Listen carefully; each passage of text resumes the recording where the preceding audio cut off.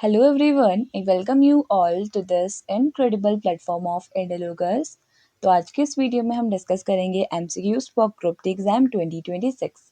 तो चलिए स्टार्ट करते हैं with the first question and that is which of the following was a port city of the Indus Valley civilisation. Correct answer हो जाएगा इसके लिए option C that is Lothal. तो लोथल एक पोर्ट सिटी था यानी बंदरगाह था of the Indus Valley civilisation. Lothal की बात करें तो ये गुजरात में सिचुएटेड है। One of the largest port है ये इंडस वैली सिविलाइजेशन का और इसका excavation doctor S R Rao ने किया था। आगे अगर हम जाने लोथल के बारे में तो इम्पॉर्टेंट है कि ये one of the oldest known dockyard है इंडस वैली सिविलाइजेशन का। करेंट डे ये अहमदाबाद डिस्ट्रिक्ट में सिचुएटेड है ऑफ गुजरात और ये इम्पॉर्टेंट सेंटर माना जाता था बीड मेकिंग के लिए और शेल मेकिंग के लिए। नेक्स्ट अगर हम बात करें अदर ऑप्शंस की लाइक कालीबंगन की बात करें तो इसका नाम सजेस्ट कर रहा है काली मतलब ब्लैक एंड बैंगन इज सजेस्टिंग बैंगल्स। तो कालीबंगन को सिटी ऑफ बैंगल्स के नाम से जाना जाता था। ये राजस्थान में सिचुएटेड है एंड राजस्थान में भी घग्गर रिवर के पास ये सिचुएटेड है और ये फायर अल्टर्स के लिए और ब्लैक बैंगल्स के लिए जाना जाता था। The next one is Dholavira.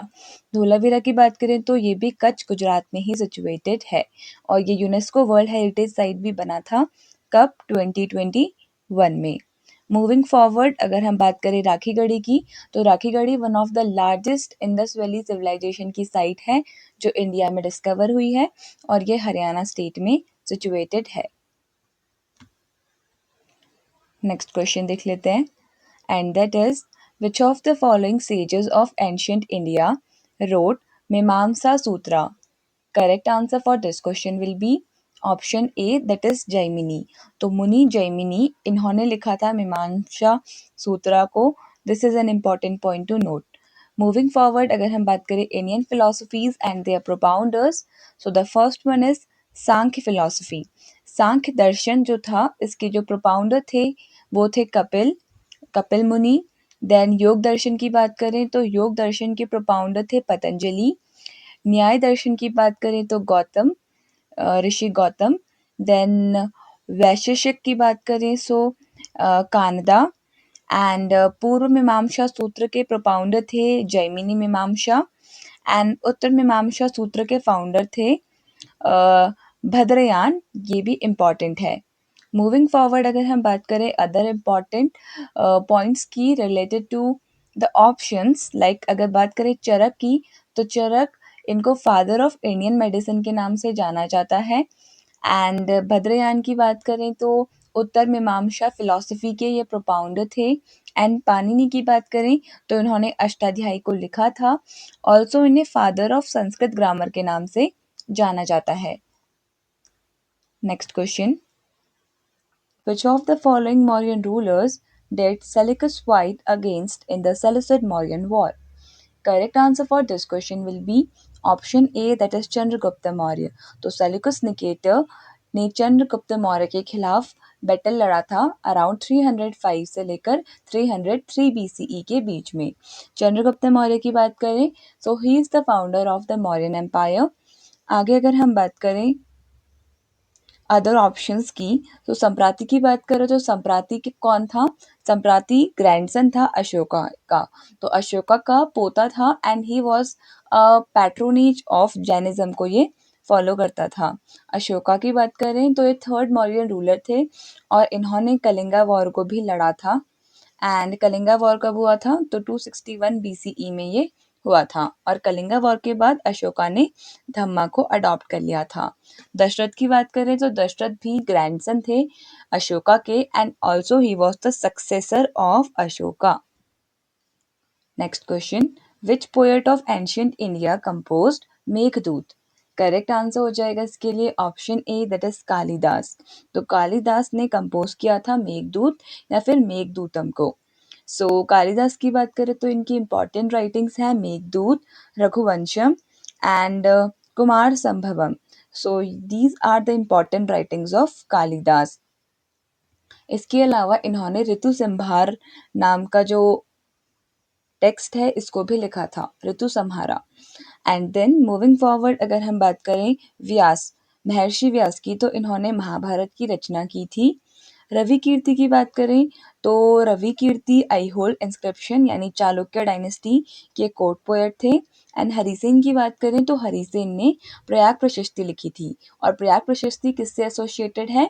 तो प्रयाग प्रशस्ति Allahabad pillar inscription of course Samudragupta से एसोसिएटेड है और समुद्रगुप्त के ही कोर्ट पोएट थे Harisena.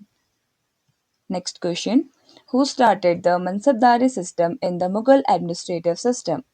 Correct answer for this question will be option B, that is Akbar. तो अकबर ने मनसबदारी सिस्टम को इंट्रोड्यूस किया था। एंड अगर हम बात करें मनसबदारी सिस्टम की, तो मनसबदारी सिस्टम एक रैंक बेस्ड सिस्टम था during the time of Mughals. And Mansabdari Akbar ने स्टार्ट किया था 1571 में। It was a system of ranking government officials. Also अगर हम अदर ऑप्शंस को डिस्कस करें, लाइक शाहजहाँ की बात करें, तो शाहजहाँ को कहा जाता है architect of the Mughal empire, क्योंकि he is famous for constructing various famous monuments, like Taj Mahal का कंस्ट्रक्शन करवाया था, red fort and Jama Masjid. Also if you talk about Jahangir, तो जहांगीर को जाना जाता है चेन ऑफ जस्टिस के लिए, जस्टिस चेन के लिए और मुगल पेंटिंग्स के लिए जहांगीर फेमस है। Moving forward if you talk about Aurangzeb, तो औरंगजेब ने क्या किया था? जिजिया टैक्स को री इम्पोज किया था। जिजिया टैक्स 1679 में लगाया था एंड जिजिया टैक्स नॉन मुस्लिम्स के ऊपर लगता था। Aurangzeb one of the largest और स्ट्रॉन्गेस्ट हम कह सकते हैं मुगल एम्परर था of his time. Territorial extent जो था लार्जेस्ट था औरंगजेब के टाइम पे। नेक्स्ट क्वेश्चन डिस्कस कर लेते हैं। General Dyer who was responsible for Jallianwala Bagh massacre was shot dead by? Correct answer हो जाएगा इसके लिए option C, that is Udham Singh. So General Dyer, so let me make it more clear that there were two Dyers. एक था regional Dyer और एक था Michael O Dyer. तो देखिए यहाँ पे जिस डायर की बात हो रही है वो माइकल ओ डायर है। रेजिनल डायर 1927 में मर गया था बिकॉज ऑफ हिज इलनेस। और ये जो रेजिनल डायर था, इसने जलियांवाला जो मसाकर था यहाँ पे ऑफिशियली लोगों को शूट करवाया था। जबकि ये जो माइकल ओ डायर है जिसे उधम सिंह ने शॉट किया था, जो माइकल ओ डायर था इसने हेल्प किया था, या फिर ये कौन था? ये था लेफ्टिनेंट गवर्नर ऑफ पंजाब। तो पंजाब का लेफ्टिनेंट गवर्नर था, इसने इस डायर के एक्शंस को सपोर्ट किया था। तो इसी का बदला लेने के लिए उधम सिंह ने जनरल डायर को शॉट किया था। तो ये आपको ध्यान में रखना है। So moving forward if you talk about Udham Singh, so ये गदर पार्टी को बिलोंग करते थे। गदर पार्टी कहाँ पे बनी थी? यूएसए में बनी थी। ये भी इम्पॉर्टेंट है। एडिशनली अगर हम बात करें गदर पार्टी की, तो 15 जुलाई 1930 को 13 में इसका फॉर्मेशन हुआ था और इसके फाउंडर्स थे Lala Hardayal and Sohan Singh Bhakna.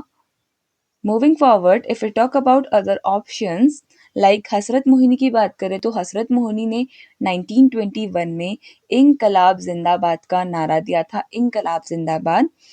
Also he was the first one जिन्होंने कंप्लीट इंडिपेंडेंस को डिमांड किया था। Moreover, if we talk about Veer Savarkar ने 1857 का जो फर्स्ट वॉर ऑफ इंडिपेंडेंस था इसके ऊपर बुक लिखी थी। He is the author of the book the Indian war of independence. बात अगर हम करें जतिन दास की, तो Jatin Das he was a revolutionary जो एसोसिएटेड थे हसरा से। HSRA stands for Hindustan socialist republic association. Next question, which Mughal ruler contributed to the rebellion of 1857? Correct answer will be option C, that is Bahadur Shah II या Bahadur Shah Zafar. So Bahadur Shah Zafar, he was responsible for the revolt of 1857. ये एक symbolic leader थे इस revolt के 1857 वाले के। और जो 1857 का रिवॉल्ट था ये मेरठ से स्टार्ट हुआ था 10 मई को। It was against the British east India company. Ultimately इस रिवॉल्ट के बाद बहादुर शाह जफर को गिरफ्तार कर लिया गया था और म्यांमार के रंगून जेल में इन्हें भेज दिया गया था। where he died in the year 1862 in Rangoon jail. Moreover, if we talk about other options, Shah Alam second की बात करें तो शाह आलम सेकंड ने दीवानी राइट्स दी थी किसको? बंगाल को। बंगाल को दीवानी राइट्स दी थी, बंगाल, ओडिशा और बिहार को। बॉब करके आप इसे याद कर सकते हैं। कब दी थी? तो 1765 में शाह आलम सेकंड ने, who was a Mughal emperor, ये दीवानी राइट्स कंपनी को दी थी। नेक्स्ट अगर हम बात करें आलमगीर सेकंड की, तो आलमगीर सेकंड अपने अहमद शाह अब्दाली वाले इन्वेजन्स के लिए फेमस है। अहमद शाह अब्दाली के इन्वेजन्स के लिए आलमगीर सेकंड को जाना जाता है, that he faced these invasions. Next question. To protest against the Jallianwala Bagh massacre, who returned his title of knighthood to British? Correct answer for this question will be option D, that is Rabindranath Tagore. तो रविंद्रनाथ टैगोर ने अपने knighthood की उपाधि वापस की थी after Jallianwala Bagh massacre. ये incident हुआ था 13 अप्रैल 1919 को and it was against east India company and the title was conferred by British के शंकरन नायर। अगर हम बात करें रविंद्रनाथ टैगोर की, तो रविंद्रनाथ टैगोर को नोबेल प्राइज मिला था लिटरेचर के फील्ड में फॉर हिज बुक गीतांजलि। कब मिला था? 1913 में। And he was the first person जिन्हें नोबेल प्राइज मिला था इंडिया से। ऑल्सो आर एन टैगोर की बात करें तो इन्होंने जन गण मन को लिखा है। ऑल्सो बांग्लादेश का जो नेशनल एंथम है जिसका नाम है अमर सोना बांग्ला, इसको भी आर एन टैगोर ने ही लिखा है। Moreover, if we talk about Maulana Abul Kalam Azad, तो इंडिया के फर्स्ट एजुकेशन मिनिस्टर बने। गोपाल कृष्ण गोखले की बात करें, so he was the founder of servants of India society. Servants of India society कब फॉर्म की थी? तो जिस साल बंगाल का डिवीजन हुआ था 1905 में, सर्वेंट्स ऑफ इंडिया सोसाइटी को गोपाल कृष्ण गोखले ने फॉर्म किया था। गोपाल कृष्ण गोखले को political mentor of Mahatma Gandhi भी कहा जाता है, गांधी जी के political mentor. Then Mahatma Gandhi की बात करें तो गांधी जी 1920 का नॉन कॉपरेशन मूवमेंट इन्होंने चलवाया था after the Jallianwala Bagh massacre. Next question. Which leader of India's freedom movement was called as the Grand Old Man of India? Correct answer for this question will be option C, that is दादा भाई नौरोजी। तो दादा भाई नौरोजी को grand old man of India के नाम से जाना जाता है। ये इंडियन नेशनल कांग्रेस के प्रेसिडेंट भी 3 बार रह चुके थे, 1886, 1893 और 1906। ऑल्सो इंडियन नेशनल कांग्रेस के टाइम पे one of the founding members भी थे दादा भाई नौरोजी। अगर हम बात करें दादा भाई नौरोजी की, तो इन्होंने ड्रेन ऑफ वेल्थ थ्योरी को भी दिया था। Also he was the first Indian जिन्हें ब्रिटिश हाउस ऑफ कॉमन्स में इलेक्ट किया गया था। So this is an important point to note. Also अगर हम बात करें दादा भाई नौरोजी की इम्पॉर्टेंट बुक की, तो वो थी poverty and un British rule in India. Poverty and un British rule in India. Additionally अगर हम बात करें अदर ऑप्शंस की, लाइक बाल गंगाधर तिलक, तो इन्हें लोकमान्य के नाम से जाना जाता था। Lokmanya Tilak. Maulana Abul Kalam Azad first education minister थे। लाला लाजपत राय की बात करें तो इन्हें पंजाब केसरी कहा जाता था, Punjab Kesari. Next question. Who is the author of the book my experiment with truth? Correct answer हो जाएगा इसके लिए option D, that is Mahatma Gandhi. So Mohandas Karamchand Gandhi was the author of the book my experiment with truth. इसके अलावा गांधी जी की कुछ अदर इंपॉर्टेंट बुक्स हैं which are Young India, Navjivan and Hind Swaraj. So these are important books of Gandhi ji. Moreover if you talk about Gandhi ji. So Gandhi came to India on 9th of January 1915 at Bombay. 9th of January को हम प्रवासी भारतीय दिवस की तरह मनाते हैं। यहाँ पे हमने एक बात की थी किसकी? माई एक्सपेरिमेंट विथ ट्रुथ की। तो my experiment with truth originally कौन सी लैंग्वेज में लिखा गया था? तो गुजराती लैंग्वेज में लिखा गया था। और यहाँ पे जो नवजीवन और यंग इंडिया हैं, ये दो, दीज आर द जर्नल्स जो गांधी जी पब्लिश करते थे। Next question. The Gobi desert is one of the largest deserts on earth. A part of it lies in which of the following countries? Correct answer will be option C, that is Mongolia. तो Mongolia में ये Gobi desert situated है। Gobi desert की बात करें तो one of the coldest desert है हमारा Gobi desert. It is not a hot desert. World का ये फिफ्थ लार्जेस्ट डेजर्ट है और एशिया का फर्स्ट लार्जेस्ट डेजर्ट है कोल्ड डेजर्ट्स में अगर हम बात करें। ऑल्सो अगर हम बात करें गोबी डेजर्ट की, तो ये कोल्ड डेजर्ट है और ये डायनासोर फॉसिल्स के लिए फेमस है। डायनासोर फॉसिल्स की डिस्कवरी भी यहाँ पे हुई है। ये सदर्न मंगोलिया को और नॉर्दर्न चाइना को कवर करता है। Next question, the Black Sea is in which ocean? Correct answer will be option number A, that is Atlantic Ocean में ये Black Sea situated है। Option A will be the correct answer. Black Sea की बात करें तो Black Sea it is bordered by around 6 countries. ये कौन कौन सी हैं? यूक्रेन नॉर्थ में, रशिया नॉर्थ ईस्ट में, जॉर्जिया ईस्ट में, टर्की साउथ में, बुल्गारिया एंड रोमानिया वेस्ट में। So these countries you need to keep in mind. So moving forward, if we talk about other options like Arctic Ocean की बात करें तो Arctic Ocean one of the smallest ocean है, सबसे छोटा ocean है world का। Indian Ocean की बात करें तो थर्ड लार्जेस्ट ocean है और एक लौता ओशन है जो किसी कंट्री के नाम पे रखा गया था। यहाँ पे इम्पोर्टेंट बन जाता है Madagascar island. Also Pacific ocean की बात करें तो लार्जेस्ट और one of the deepest ocean है हमारा पैसिफिक ओशन, प्रशांत महासागर। Next question, in which of the following Indian states will you find the Kunchikal Falls? Correct answer will be option D, that is Karnataka में Kunchikal Falls situated है। So if we talk about important points, Kunchikal Falls, they are the one of the highest waterfalls in India, also second highest in Asia. They are located in the Shimoga district of Karnataka और ये Varahi river से इसे form करती है इस particular waterfall को।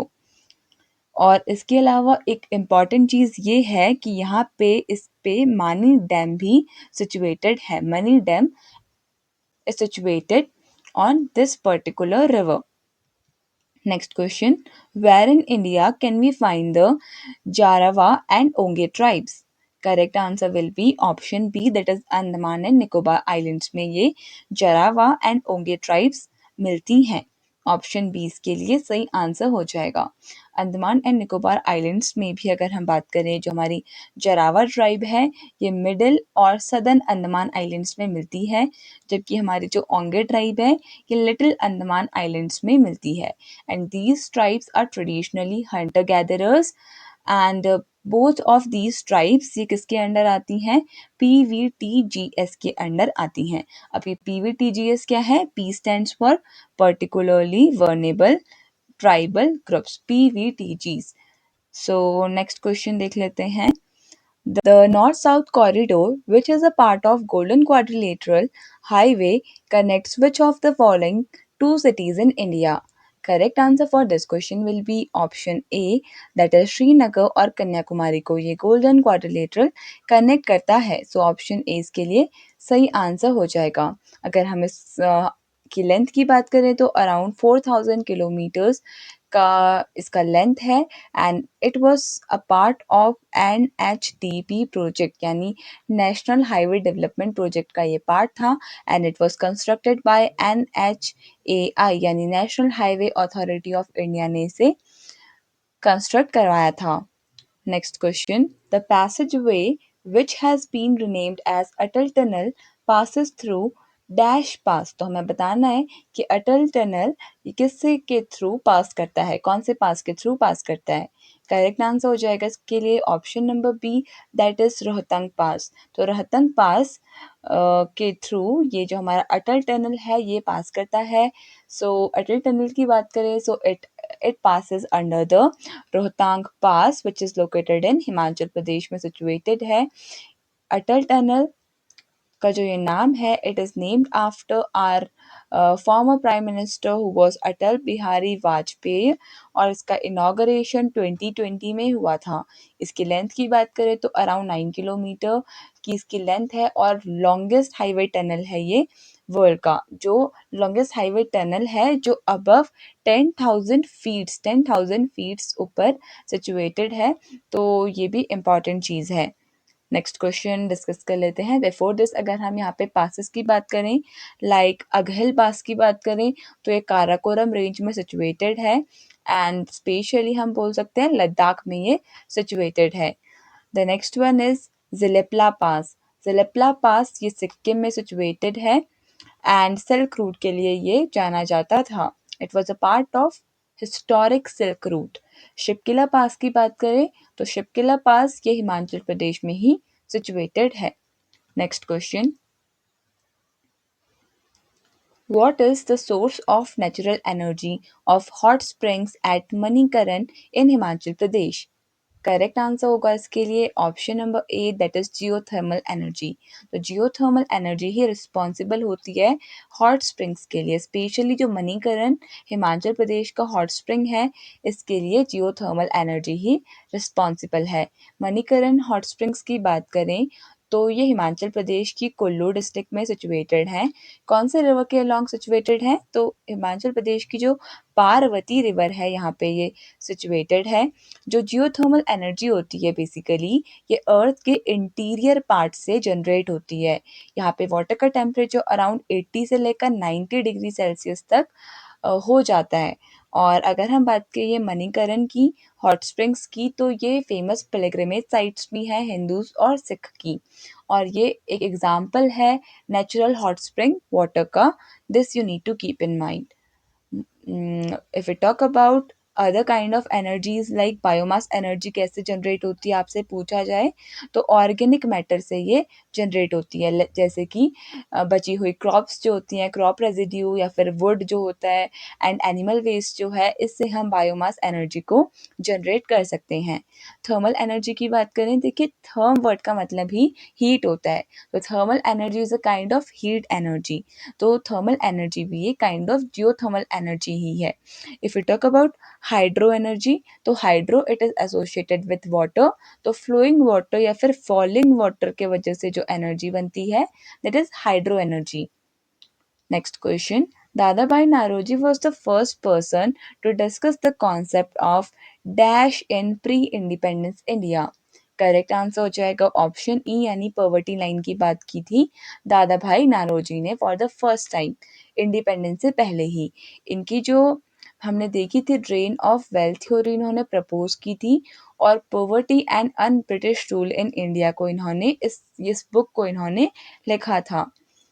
Next question, दादा भाई नौरोजी की बात करें तो poverty and un-British rule in India ये मैंने आपको ऑलरेडी बता चुकी थी, और 1892 में फर्स्ट इंडियन थे ये जो ब्रिटिश हाउस ऑफ कॉमन्स में इलेक्ट हुए थे।